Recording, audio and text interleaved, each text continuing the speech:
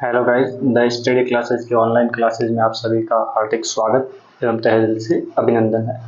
जैसा कि आप सभी को पता है कि हम जो है वो साइंस के जो टॉपिक है एनसीईआरटी के वो हम कर रहे थे। 2 चैप्टर जो है हमने ख़त्म कर दिए थे।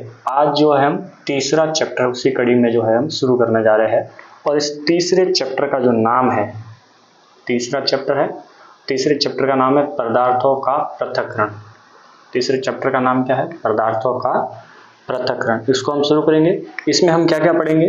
तो उसमें एक तो हम देखेंगे पदार्थ। पदार्थ का ही दूसरा नाम होता है द्रव्य और इसे ही कहते हैं अपन मैटर। क्या कहते हैं? मैटर। एक हम देखेंगे पदार्थों के गुण, पदार्थों के गुण या द्रव्यों के गुण, और एक अपन देखेंगे पदार्थों के प्रकार, पदार्थों के प्रकार। एक देखेंगे पदार्थों के पृथक्करण की विधियां, पदार्थों के पृथक्करण की विधियां। एक हम देखेंगे मिश्रण,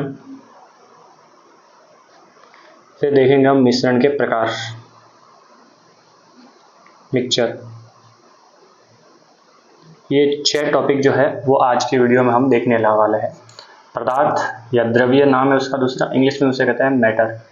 पदार्थ के गुण, पदार्थों के प्रकार, पदार्थों के पृथक्करण की विधियां, मिश्रण और मिश्रण के प्रकार। सबसे पहला जो टॉपिक हम पढ़ने वाले हैं वो है पदार्थ। तो अपना टॉपिक है पदार्थ।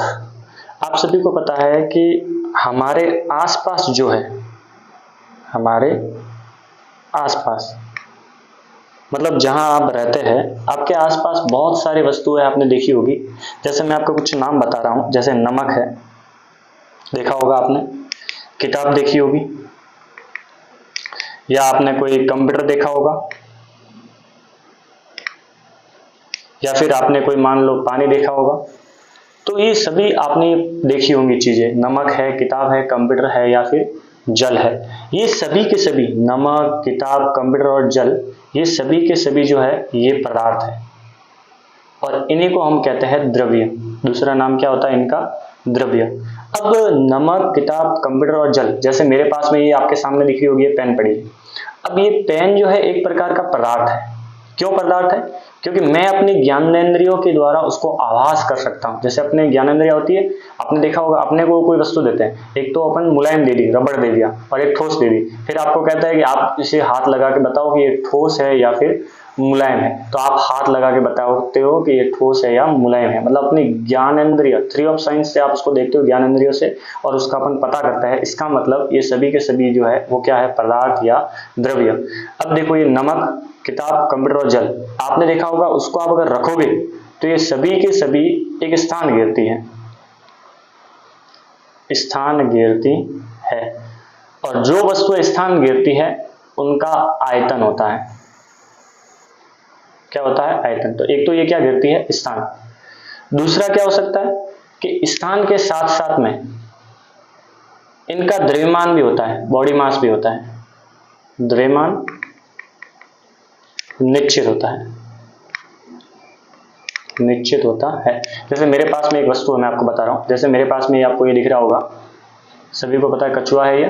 अब ये एक पदार्थ है। अब ये आप, मैं हाथ लगा के देख रहा हूं, इसका मतलब ये कैसा है? ठोस है। ठीक है ना?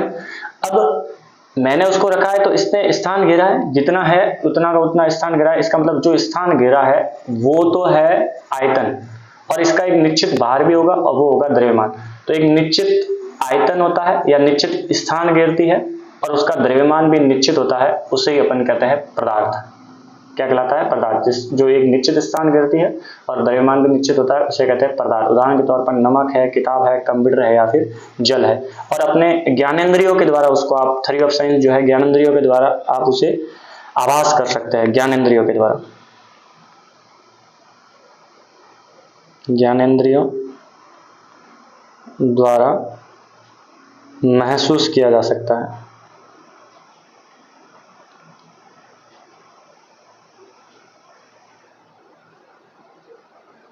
ज्ञानेंद्रियों के द्वारा महसूस किया जा सकता है। अब ये तो पता चल गया कि भाई कहते किसको पदार्थ या मैटर या द्रव्य कहते किसके हैं, तो वह वस्तु जो एक निश्चित स्थान गिरती है, निश्चित आयतन होता है या निश्चित द्रव्यमान होता है, उसे अपन कहते हैं पदार्थ। अब हम देखेंगे कि पदार्थ जो है उसके गुण क्या है। तो नेक्स्ट जो है हम देखेंगे पदार्थों के गुण देखेंगे उसके हम क्या उसके गुण होते हैं।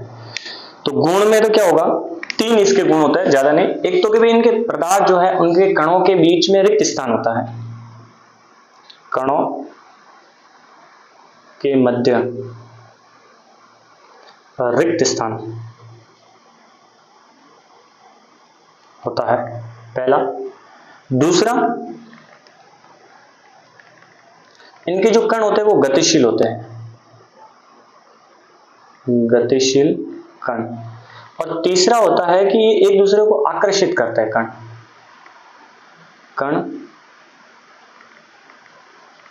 एक दूसरे को आकर्षित करते हैं। ये उसका गुण है कि भाई कण जो है उनके मध्य एक रिक्त स्थान होता है, कण हमेशा गतिशील होते हैं, कभी रुकते नहीं है। ऐसा नहीं है कि कण जो है वो विरामावस्था में होंगे, हमेशा गतिशील होंगे। और ये जो कण है एक दूसरे को आकर्षित करता है, ऐसा नहीं है कि वो एक दूसरे को प्रतिकर्षित करे। अब कुछ भी पदार्थ बनाओगे तो एक दूसरे के अगर आसपास में कण नहीं आएंगे तब तक कोई भी वस्तु नहीं बनेगी। जैसे आपको ये दिख रहा होगा, जैसे मैं वापस दिखा रहा हूं आपको, ये दिख रहा है। अब इसमें क्या है कि ये ठोस है, अब इसमें कण जो है वो क्या है, पास पास है। कण क्या है, पास पास। अब मान लो कोई गैस होगा तो उसमें कण क्या होते हैं, गतिशील होते हैं, ठीक है ना।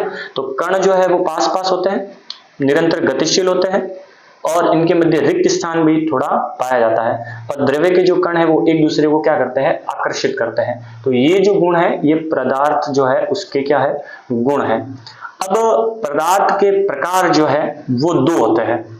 किसमें, क्योंकि उसमें कुछ द्रव्य जो है उनके अवयव होते हैं, उनके आधार पर जो है वो 2 प्रकार के होते हैं। तो नेक्स्ट अपन देखेंगे पदार्थों के प्रकार।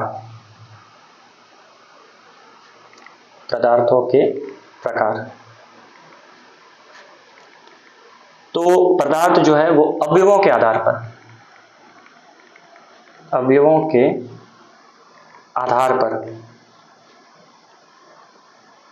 2 प्रकार होते हैं। 2 प्रकार जो है वो होते हैं। एक तो होता है शुद्ध द्रव्य, एक अपने पास में होता है अशुद्ध द्रव्य। एक तो होता है शुद्ध और एक होता है अशुद्ध। अगर ऐसा द्रव्य जिसमें एक ही प्रकार के अवयव हो, एक ही प्रकार के अवयव या घटक, एक ही प्रकार के अगर अवयव या घटक होते हैं तो उन्हें तो कहते हैं अपन शुद्ध। और अलग प्रकार के हो या एक से अधिक प्रकार के हो, अधिक प्रकार अवयव या घटक होते हैं तो उन्हें कहते हैं अशुद्ध द्रव्य। अब एक ही प्रकार के अवयव का मतलब क्या है, जैसे मुझे बनाना है उदाहरण के तौर पर लोहा, तो लोहा एक ही प्रकार का अवयव है। मान लो मुझे बनाना है सोना, मान लो मुझे बनाना है चांदी, मान लो मुझे बनाना है जल, या मान लो मुझे बनाना है ऑक्सीजन। तो ये सभी जो दिख रहे हैं, लोहा, सोना, जल, ऑक्सीजन, एक ही प्रकार के अवयव से मिलकर बना है, तो ये होते हैं शुद्ध द्रव्य। कैसा होता है, शुद्ध द्रव्य। और आप देखो तो जितने भी ब्रह्मांड में तत्व है, एलिमेंट्स, या जितने भी तत्वों से यौगिक बने हैं, जितने भी ब्रह्मांड में एलिमेंट्स है या यौगिक है, वो सब के सब क्या होते हैं, शुद्ध द्रव्य होते हैं। तत्व और यौगिक जो है वो हमेशा कैसे होते हैं, शुद्ध द्रव्य, जो एक ही प्रकार के अवयव या घटक होते हैं, जैसे लोहा, सोना, चांदी, जल और ऑक्सीजन, जितनी भी गैस है, तत्व है या फिर यौगिक है, वो सब के सब कैसे है, शुद्ध द्रव्य। अब जिसमें एक से अधिक प्रकार के अवयव या घटक होते हैं तो उसे क्या कहते हैं, अशुद्ध द्रव्य। जैसे फॉर एग्जाम्पल मैंने दे लिया शीतल पेय, ठंडा पानी है। जैसे मैंने दे दिया मिट्टी। अब आपको पता है कि मिट्टी में धूल कण, गैस, खूब सारी, धुआं। अब इसमें एक ही प्रकार के अवयव नहीं है, इसमें एक से अधिक प्रकार के जो अवयव है या घटक है, इसलिए ये जो है वो कहलाता है अशुद्ध द्रव्य। क्या कहलाता है? अशुद्ध द्रव्य। जैसे मैंने कह दिया वायु। अब आपको पता है कि वायु में नाइट्रोजन भी होता है, वायु में ऑक्सीजन, नाइट्रोजन के अलावा ऑक्सीजन भी होती है, हाँ, कार्बन डाइऑक्साइड भी होती है, बहुत सारी गैसें होती है। तो ये है अपने पास में वायु जो है वो एक प्रकार का कैसा है? अशुद्ध द्रव्य है। जबकि नाइट्रोजन एक प्रकार का तत्व है, तो ये शुद्ध द्रव्य है। अलग गैस पूछे तो, लेकिन इसने वायु पूछा तो वायु नाइट्रोजन, ऑक्सीजन, कार्बन डाइऑक्साइड और अन्य गैस जो है उनसे मिलकर जो है वो बनी होती है, इसलिए वायु जो है वो एक प्रकार का अशुद्ध द्रव्य है। जबकि तत्व और यौगिक जो है वो एक प्रकार के कैसे है? शुद्ध द्रव्य है। कैसे द्रव्य है? शुद्ध द्रव्य। तो ये है द्रव्य के प्रकार। तो अवयव या घटकों के आधार पर द्रव्य दो प्रकार के होते हैं, एक तो शुद्ध द्रव्य और एक अशुद्ध द्रव्य। एक ही प्रकार के है तो शुद्ध, अलग अलग प्रकार के या एक से अधिक प्रकार के है तो अशुद्ध। शीतल पेय पदार्थ, मिट्टी और वायु, ये सब के सब अशुद्ध द्रव्य है। तत्व और यौगिक जैसे लोहा, सोना, चांदी, जल, ऑक्सीजन, नाइट्रोजन, जो भी गैस है वो सब के सब क्या है? शुद्ध द्रव्य। नेक्स्ट देखेंगे द्रव्य की अवस्थाएं। तो द्रव्य जो है उसकी 5 अवस्थाएं होती हैं। एक तो होता है ठोस, एक होता है द्रव, एक होता है गैस। तो सामान्यतः तो उसकी कितनी अवस्थाएं होती है? 5 अवस्थाएं होती है। किसके आधार पर? भौतिक अवस्था के आधार पर। भौतिक अवस्था के आधार पर। तो भौतिक अवस्था के आधार पर द्रव्य जो है वो वैसे 3 प्रकार के होते हैं, ठोस, द्रव और गैस। जबकि कुछ वैज्ञानिक जो है उन्होंने 2 और अवस्थाएं खोज निकाली है वैज्ञानिकों ने। एक तो है प्लाज्मा, चौथी अवस्था, और एक है BEC, जिसे कहते हैं Bose Einstein condensate. Bose Einstein condensate. तो वैज्ञानिकों के आधार पर तो टोटल 5 है, ठोस, द्रव, गैस, प्लाज्मा और BEC। जबकि भौतिक अवस्था के आधार पर 3 है, ठोस, द्रव और गैस। कौन कौन सी है अपने पास में? ठोस, द्रव और गैस। अब आपको पूछेगा कि भाई ऐसे उदाहरण बताने हैं जो ठोस, द्रव और गैस तीनों अवस्था में पाया जाता है। तो तीनों अवस्था में होता है जल।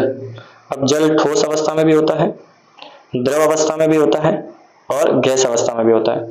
ठोस अवस्था में होता है तो होता है बर्फ, द्रव में होता है तो होता है पानी, और गैस में होता है तो होता है भाप, या फिर आप कह दो ऊष्मा। क्या होती है? ऊष्मा। तो ये जो है ये था अपने पास में पदार्थ। तो हमने क्या क्या देखा पदार्थ में? मैं आपको एक बात पुनः बता देता हूं। हमने पदार्थ में देखा कि पदार्थ जो है वो क्या है? द्रव्य या मैटर, ये क्या है उसके बारे में। पदार्थ के गुण देख लिए हमने, पदार्थ के प्रकार है वो हमने देख लिए। ठीक है, तो ये जो है ये था अपने पदार्थ के बारे में। अब हम देखेंगे कि पदार्थों के पृथक्करण की विधियां क्या है, फिर हम देखेंगे मिश्रण, और फिर हम देखेंगे मिश्रण के प्रकार। उससे पहले व्यवस्थित रूप से मैं आपको नोट्स जो है वो एक बार बता देता हूं पदार्थ वाले। हमने देखा है पदार्थ या द्रव्य या मैटर हमारे चारों ओर स्थित भिन्न भिन्न वस्तुएं जैसे नमक, किताब, कंप्यूटर, जल आदि सभी द्रव्य या पदार्थ है। बताया मैंने। प्रत्येक वस्तु जो 2 स्थान घेरती है, मतलब स्थान घेरेगी तो उसका आयतन भी होगा तथा द्रव्यमान होता है, 5 ज्ञानेंद्रियों द्वारा महसूस भी किया जा सकता है, तो पदार्थ कहलाता है। फिर मैंने आपको बताया था पदार्थ के गुण। पदार्थ के गुण में हमने देखा कि द्रव्य के कणों के मध्य रिक्त स्थान होता है, द्रव्य के कण निरंतर गतिशील होते हैं, द्रव्य के कण एक दूसरे को क्या करते हैं? आकर्षित करते हैं। ये तीनों के तीनों जो गुण थे ये अपने द्रव्य के गुण थे। फिर हमने देखा द्रव्यों के प्रकार, टाइप्स ऑफ मैटर। द्रव्य के अवयवों के आधार पर 2 प्रकार के भागों में विभाजित किया गया है, जिसमें एक तो है शुद्ध द्रव्य और एक है अपने पास में अशुद्ध द्रव्य। शुद्ध द्रव्य की अपने पास में क्या परिभाषा है? वह द्रव्य जिसमें एक ही प्रकार के घटक या अवयव उपस्थित होते हैं उन्हें शुद्ध द्रव्य कहते हैं। उदाहरण के तौर पर लोहा है, सोना है, जल है या फिर ऑक्सीजन है, ये सब के सब शुद्ध द्रव्य के उदाहरण। फिर था अपने पास में अशुद्ध द्रव्य, वह द्रव्य जिसमें एक से अधिक प्रकार के घटक या अवयव उपस्थित होते हैं उन्हें अशुद्ध द्रव्य कहते हैं, जैसे शीतल पेय, मिट्टी या वायु, ये सब के सब किसके उदाहरण है? अशुद्ध द्रव्य के। फिर हमने देखा कि द्रव्य की अवस्थाएं, ठीक है, भौतिक अवस्था के आधार पर द्रव्य की 3 अवस्थाओं में वर्गीकृत किया गया है। वो 3 अवस्थाएं कौन कौन सी थी? ठोस, द्रव और गैस। लेकिन वैज्ञानिक है, उन्होंने 2 और दी है, एक तो प्लाज्मा और एक बोस आइंस्टीन दी है, कंडेंसर, BEC कहते हैं शॉर्ट में। अब आपको पूछेगा कि ऐसा कौन सा यौगिक है जो तीनों अवस्था में होता है, जो ठोस भी हो, द्रव भी हो और गैस भी हो? तो H2O गैस अवस्था में है तो होगा भाप, अगर H2O द्रव अवस्था में है तो हो जाएगा जल, अगर H2O ठोस अवस्था में है तो हो जाएगा वो बर्फ। तो ये आज का अपना टॉपिक था। कल अपन पढ़ेंगे मिक्सचर और पदार्थों के पृथक्करण की विधियां। लास्ट में वापस आपको यही कहूंगा जो बार बार कहता हूँ, चैनल को सब्सक्राइब करें, लाइक करें, कमेंट करें, अच्छा लगे तो आगे से आगे आप शेयर करें, चाहे वो इंस्टाग्राम हो, फेसबुक हो, व्हाट्सएप हो, और कोई भी आपका डाउट रहता है इससे रिलेटेड तो आप जो है उसको कमेंट बॉक्स में पिन किया करें। ध्यान रखना, ये जितने भी मैंने आपको ये टॉपिक्स पढ़ाए हैं ये रिट में आते हैं, आपके जो साइंस का होता है एग्जाम उसमें, और RPSC का कोई एग्जाम होता है उसमें आते हैं, ठीक है। तो जितने भी एग्जाम जो कंपटीशन बेस होते हैं उन सभी एग्जामों में साइंस जो है वो 15 से 20 क्वेश्चन जो है वो नॉर्मली जो है वो पूछे जाते हैं, और मैं आपको वादा करता हूँ कि मैं आपको पूरी NCERT करवा दूंगा, आपके एक सवाल भी बाहर जाने वाला इससे नहीं है, ठीक है। और आपको इन्फॉर्मेशन चाहिए तो नंबर जो है मैं पिन कर दूंगा कमेंट बॉक्स में, या फिर डिस्क्रिप्शन में जो है मैं नंबर जो है वो पिन कर दूंगा।